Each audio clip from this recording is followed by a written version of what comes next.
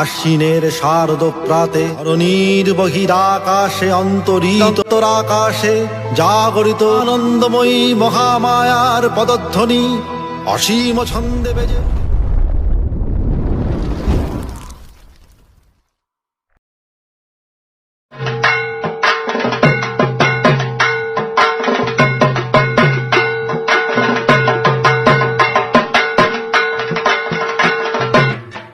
শৰৎ মানেই শুভ্ৰতা স্নিগ্ধতা শৰৎকালৰ তলসৰা শেৱালি ফুলৰ সুভাষত ধাৰাৰ বুকুত দেৱী মা দুৰ্গাৰ আগমন এই পবিত্ৰ মহালয়াৰ উপলক্ষে তেন্তে ব'লক ভিডিঅ'টো আৰম্ভ কৰোঁ।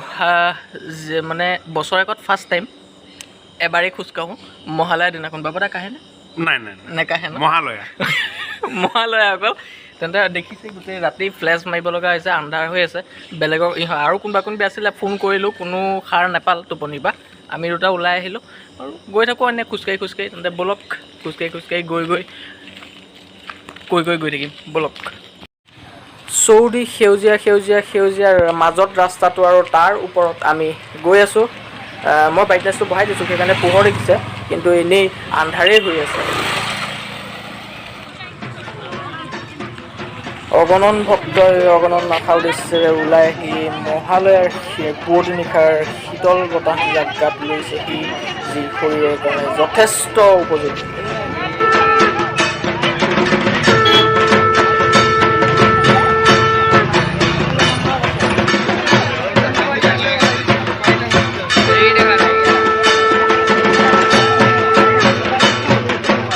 পুৰা গৈ আছোঁ, পোহৰ হোৱাই নাই ভালকৈ, অলপ পোহৰ হৈছে।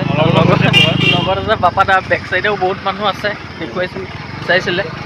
কেনেকুৱা লাগিছে? বঢ়িয়া লাগিছে, কাৰণ আজি যিটো ৰাতিপুৱা আমি ওলাই আহিছোঁ, কিন্তু যদিও আমি প্ৰায় 5 কিলোমিটাৰ আপ ডাউন কৰিম, তথাপিও অনুভৱ হোৱা নাই। আজিৰ দিনটোৰ মজাটো বেলেগ আৰু বতৰটো বহুত ধুনীয়া, বতৰটো ভাল, গৰম চৰম নাই। আৰু ৰ'দটো ওলাবহে ওলোৱাই নাই ভালকৈ, বা যি কি নহওক। আচ্ছা, ঠিক আছে। আজি পূৰ্বপুৰুষসকলৰ শ্ৰাদ্ধ বিধি, এই নীতি নিয়মখিনি আজি মহালয়াৰ দিনাখনেই সমাপ্তি ঘটে বুলি কোৱা হয়। আজি মহালয়াৰ দিনাখন সেই নিয়মবিলাক, শ্ৰাদ্ধ বিধিৰ সমাপ্তি ঘটে। আমাৰ ককাহঁতে আগতে কৈছিলে, মাহঁতে কয়, কিন্তু আমি নাপালোঁ। বাৰু যি কি নহওক, এই যে মহালয়া মানে একচুৱেলি কি বাৰু? কি ভাবে আপোনালোকে মহালয়া মানে? বহুতে আহে মহালয়াৰ বিষয়ে খোজকাঢ়িবলৈ, কিন্তু মহালয়া কি বহুতে নাজানে। কিন্তু জনাওকচোন আপোনালোকে কমেণ্টত, মহালয়া কি, কেনেকৈ পালন কৰে, ক'ৰ পৰা আহিছে, মহালয়া শব্দটোৰ অৰ্থ কি, কওকচোন, কমেণ্টত জনাওক। একচুৱেলি মহালয়া শব্দটো এটা সংস্কৃত শব্দ, অসমীয়া শব্দ নহয়। মহালয়া শব্দটো দুটা শব্দৰ পৰা আহিছে, মহাযোগ আলয়। মহা মানে হৈ গ'ল উৎসৱ পাৰ্বণ, আৰু আলয় মানেতো আপোনালোকে জানেই, ঘৰ। আলয় মানে ঘৰ। একচুৱেলি মহালয়া সম্পূৰ্ণ অৰ্থটো হৈ গ'ল ঘৰৰ উৎসৱ। মহালয়াৰ দিনাখন খোজকাঢ়িব লাগে বোলে, স্বাস্থ্যৰ পক্ষে ভাল। একচুৱেলি খোজকঢ়া এটা টাইম থাকে ন? টাইম মানে কি, ৰাতিপুৱা বিশেষকৈ আহে নদীৰ ওচৰত মানুহখিনি, আহি প্ৰণাম জনাই তেওঁলোকে যায়। আৰু বিশেষকৈ আমাৰ ইয়াত সেইটো মই দেখা নাই, কিন্তু বাহিৰত তেওঁলোকে পিণ্ডদানৰ যিটো উৎসৱ থাকে, চুলচৰাত মানিছে মানুহবিলাকে। তো আজি ৰাতিপুৱাই গৈ নদীত এবাৰ গাখিনিও ধুৱে, সেইটোৱে। তেনেকৈ নিয়মখিনি পালন কৰে। আৰু মহালয়াৰ একচুৱেলি দেৱী দুৰ্গা মহালয়াৰ দিনাখন কৈলাশৰ পৰা নামি আহে এই পৃথিৱীলৈ, আৰু পৃথিৱীলৈ নামি অহাৰ কাৰণেই আজি মহালয়াৰ দিনটো উদযাপন কৰা হয়। আৰু আজি মহালয়াৰ দিনাখন নামি আহি দশমীৰ দিনাখন আকৌ দেৱী দুৰ্গা উভতি যায় বুলি কয়। সেই দশমীলৈকে দুৰ্গা পূজা উদযাপন কৰা হয়।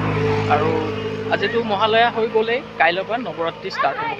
নৱৰাত্ৰি ব্ৰত নৱমীলৈকে।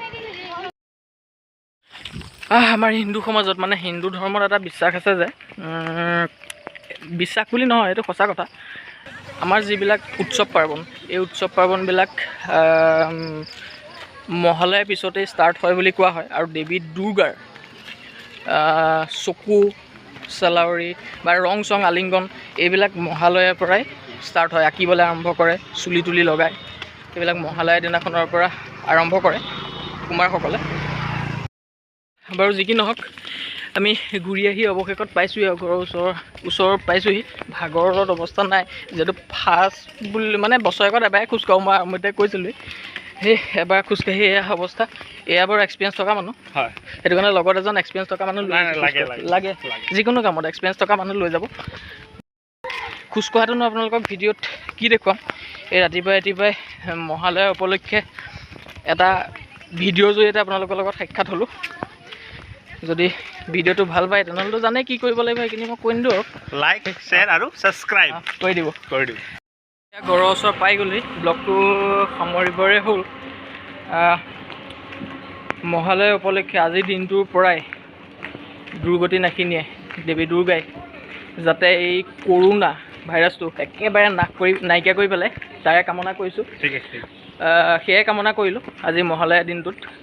আৰু ভিডিঅ'টো এটা শ্বৰ্ট ভিডিঅ', এনেই এপাক গ'লোঁ, দেখিলোঁ, কৈছোঁৱেই আপোনালোকক সাক্ষাতৰ কাৰণে এটা সাধাৰণ ভিডিঅ' এনেই আগবঢ়াই দিলোঁ ৰাতিপুৱাই। আৰু লগতে মহালয়া শুভেচ্ছা জনাই আগন্তুক দুৰ্গা পূজাৰ শুভকামনাই আজি ব্লগটো ইমানতে সামৰণি মাৰিছোঁ। Thank U. জয় মা দুৰ্গা।